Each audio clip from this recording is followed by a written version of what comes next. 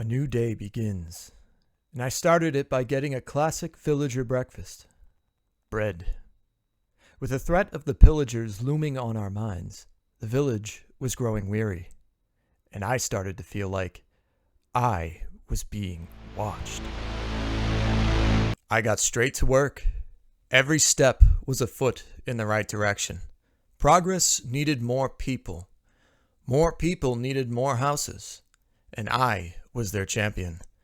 I found just the spot for my designs and began to build. Cue the chill montage music.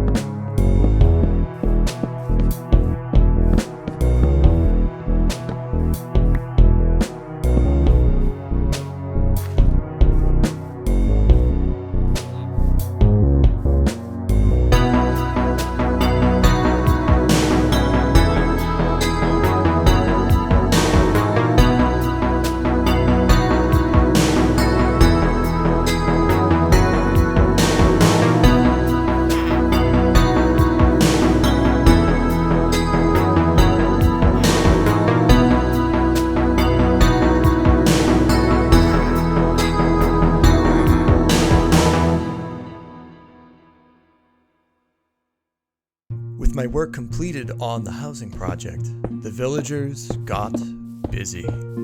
Our population began to grow. It was at this point that I charged myself with the task to construct industrial infrastructure. My first notch on the stick was a toolsmith. No village can survive without tools. It is basic villager law that we must have a toolsmith and a structure where the tools live. If you live in a village, I am sure you know where the village tools live. That's right, probably a very simple shed-like structure constructed out of cheap materials, which is exactly the theme I was aiming for. It didn't take very long to erect the shop, and as soon as I had cleaned up a bit, I placed a smithing table in front of the first villager I saw. They refused. Before I could look away, however, a horde of willing workers flooded the shop to get first dibs to smith some tools. There they stood, proud to take up a hammer and beat some metal into helpful shapes.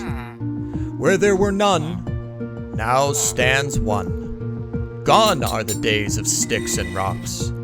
We have birthed a new era of invention. Even with tools and iron in our grasps, we were still undermatched to our foes.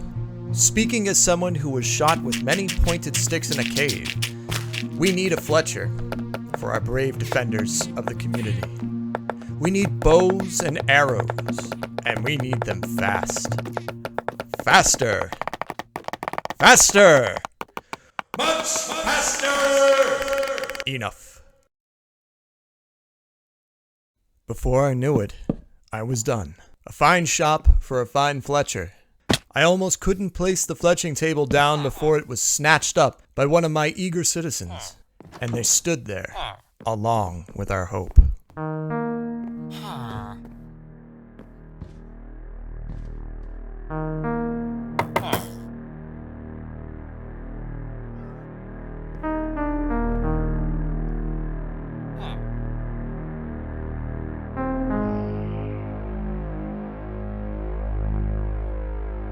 And so began my final installment for this day, The Armorer. A dutiful masterpiece of a construction, no less.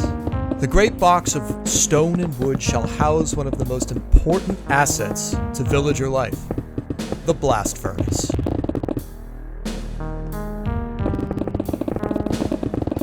Within these walls, a servant to the mighty shall work away day and night to produce the finest shielding a citizen could dream of.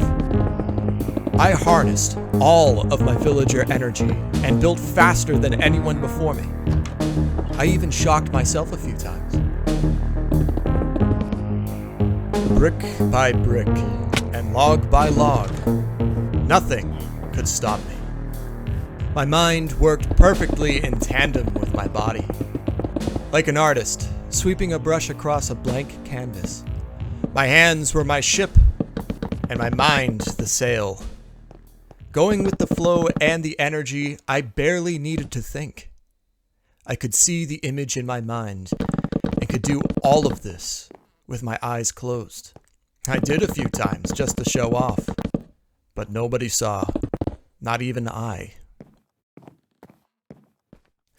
And when the building was done, it was time to set down the blast furnace and greet the waiting crowds, just begging to take up employment. But there is no one. No, I needed to wade into town to find someone to fit the bill. Once I had hold of one, I led them to the shop where they gladly took the job. And now, for the first time ever, things were looking promising.